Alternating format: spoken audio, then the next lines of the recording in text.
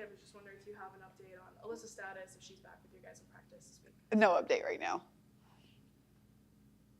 How has practice been this week? We've strung good practices together, so I think hopefully we're headed in the right direction. Again, it's going to continue to take time. We gotta see some shots go in, hopefully on Thursday.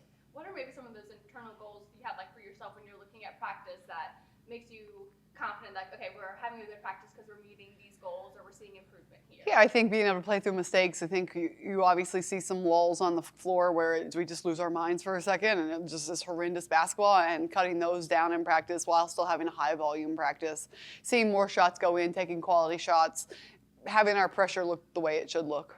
How do you go about prioritizing? It's a marathon, not a sprint for the season. How do you prioritize when you have a week like this with multiple days, time on task for what's most important for you, or is it a little bit of everything, or do you prioritize? Yeah, I think right now the biggest thing is our offense. Everything seems to go around that. When we're hitting shots, we're playing a little bit harder. Our defense looks better. We have higher energy.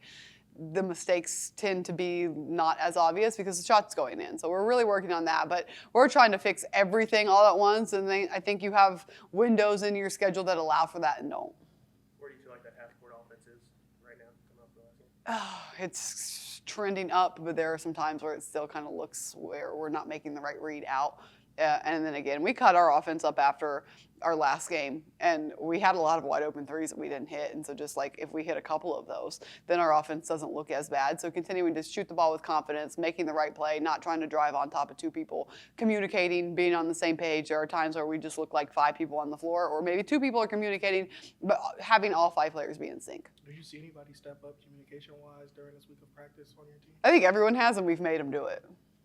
Throughout your coaching career, have you had a team that has been so new, and then based on that, how long did it take before they felt like connected? I have. This team very much reminds me of my last Division II team in Glenville. I think we had 12 or 13 new players, and it took a lot of time. And so I am going back and I am comparing notes between that team, and we are right on pace for how upset we are, how uncomfortable we are, how we are kind of in this dark space where we just need to push through it, get over the hump. And again, when the ball goes in, a lot of things are going to change. How do you manage your patience with it? Knowing that you've been through this before, how do you help keep the patience that you know it's coming? It's just going to take a while. Yeah, it's a fine line because I know that this is normal, but I can't just like, oh, this is normal, we'll figure it out. We still have to do things to figure it out. We still have to move with a sense of urgency. This is not okay. This is not acceptable. We're not going to win like this.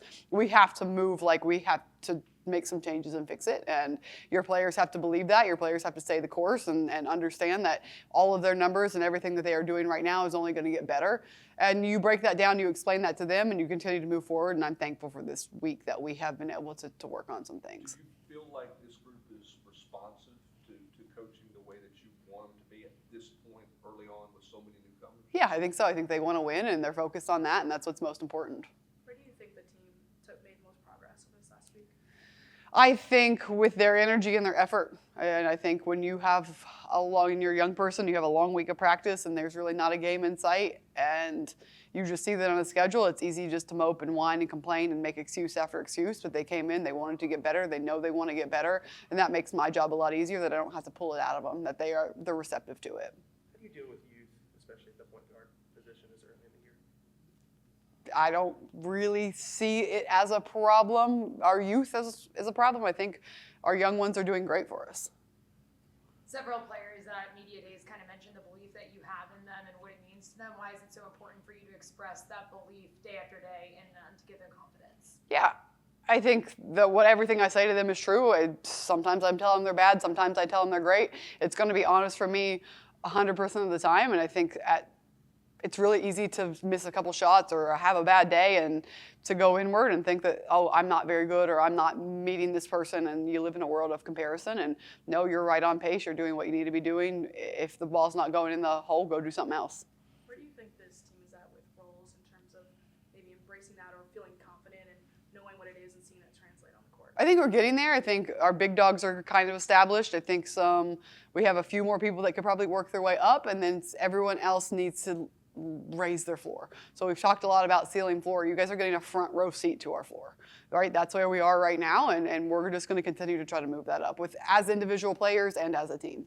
How much do you think that this week's practice is going to translate Thursday, and what do you expect from in that game? I would love it to translate, but it's not like we're going to play a cupcake. It's not like we're going somewhere and it's not going to be sold out of fans that are booing against us. So it's going to be a really big test. We need to make sure that we are ready for it. We respect that opponent. We know it's going to be a really hard game. It's not a game that you would normally want on your schedule right now, but again, you want to play the top teams. You want to get better. So I hope it translates, but you never know. What's the biggest challenge that MTSU presents right now? I mean, they're very well coached. They run their sets very well. They're very good defensively. I think the biggest thing for us is we're going to go into a hostile environment. We need to be mentally tough enough to handle it when the shots aren't going in, when things aren't going our way, when the calls aren't going our way. Just play through it, handle it. Jada Civil was a player that a lot of the players at Media Day said that really impressed them, especially the older girls. What has really impressed you about her so far? Yeah, she's a competitor. She makes everyone around her better. She holds people accountable. She's not afraid of anyone. She wants to win. And I think my biggest appreciation for her is it's never about her. It's never about her getting shots. It's never about her playing. It's never about how she feels. It's always about, hey, how can we win? How can we win? How can we win? And I think that's fantastic for a freshman to come in and have that about her. Coach, there's always a lot of talk about your defense and your style of play defensively. How hard for newcomers, high school players, is it to adjust to your offensive style compared to the defensive style that everybody seems to always want to talk about? Yeah, I think that we are in that phase right now. So it's been really nice with our newcomers because they all wanted to press. They were all aggressive. They all were athletic. They all had that mindset. It wasn't hard for them to really get up and do that. It is a little bit hard at times when you're in the back wanting to rotate forward. But offensively has taken some time of when to shoot at pace, when to shoot when you're tired, when to shoot quick, who should get the shots, what's a good shot, what's a bad shot, especially when it's early in the season and everyone's still trying to prove themselves. Everyone is still trying to kind of jockey for position, and just really we just need to settle in and take good shots and know where we're at in the shot clock, know who should get the ball, know when a quick three is good, when a quick three is bad, and just continue to educate in real time. How hard is shot selection when they all have the green light? How hard is shot selection to understand good shot and bad shot in your offense? Yeah, it takes a lot of time to figure it out, and you have to do a lot of film of where they're taking accountability. Was this a good shot or was this a bad shot? Was this good offense or was this bad offense? And that's what we did from our last game. Of they all had to say, no, this was bad. No, this was good. No, this was bad. Okay, so you know the difference. So why are we going on the floor and we're continuing to run bad offense? You see what it is. You know what it is. So let's make a change in real time. What emphasis are you continuing to put on movement without the ball? Yeah, moving, talking, communicating, again, making sure we're on the same page. If one person moves but nobody knows they moved, it doesn't help us. If one person sets a screen but nobody knows that they set that screen, it does not help us. If we are wide open in the corner and we are trying to drive on three people and we don't talk and we can't see that, it does not help us. So making sure that we are on the same page, we're talking, we're running offense together, not 1-on-5. Where do you feel like Jersey is right now? She's had some good practices.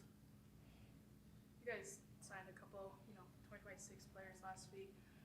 Olivia Edwards is one that ESPN said arguably has the highest ceiling in the class. Just what's so special about her and the potential you see for her here? Yeah, I think both of them are going to do great things for us, and I think that she can be, and again, I think what we've proven it this year is that we're going to trust our freshmen, we're going to build around our freshmen, we're going to put them on the floor. There's not a lot of freshmen in the country that are getting the opportunity that our freshmen are. So we're going to continue to do that with people that we bring in and let them learn and let them figure it out, and then she'll be one that I think will be special to watch. She's a great kid. She wants to get better. She wants to win. She is selfless in every aspect of, hey, we need to do what it takes to win, and to do that at a young age, especially when she has had the attention and notoriety around her, it speaks volumes to her character. Do you think Gabby's a good fit for what you guys want to do here? Yeah, absolutely. She's athletic. She can move. She can run. She's a 3-level scorer. Obviously, she's coming off of an injury, but I think that she'll be able to step in and help right away, too. Thank y'all.